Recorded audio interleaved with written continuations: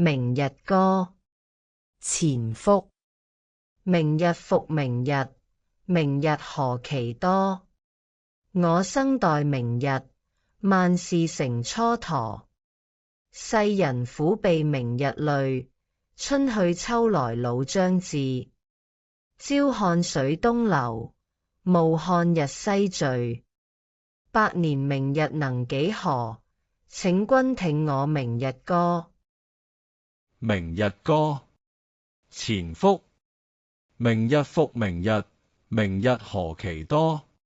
我生待明日，萬事成蹉跎。世人苦避明日累，春去秋來老將至。朝看水東流，暮看日西墜。百年明日能幾何？請君聽我明日歌。錢復嘅明日歌以簡明語言揭示深刻嘅生命智慧。全詩以明日為核心意象，層層推進。首句明日復明日，點出時間嘅循環幻象。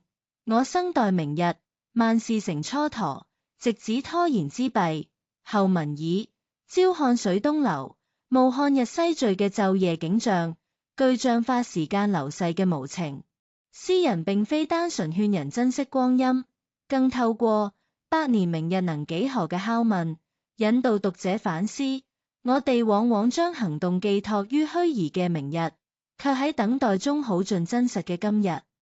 此詩最精妙處在於結尾，請君聽我明日歌，暗示誦讀此詩嘅當下，正係打破循環嘅關鍵時刻。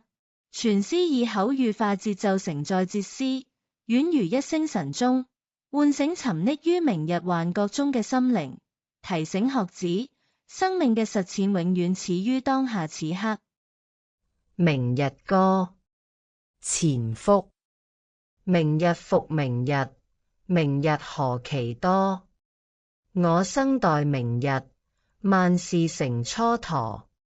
世人苦避明日累，春去秋來老將至。朝看水東流，暮看日西墜。百年明日能幾何？請君聽我明日歌。明日歌，錢復。明日復明日，明日何其多。我生待明日，萬事成蹉跎。世人苦避明日累，春去秋來老將至。朝看水東流，暮看日西墜。百年明日能幾何？請君聽我明日歌。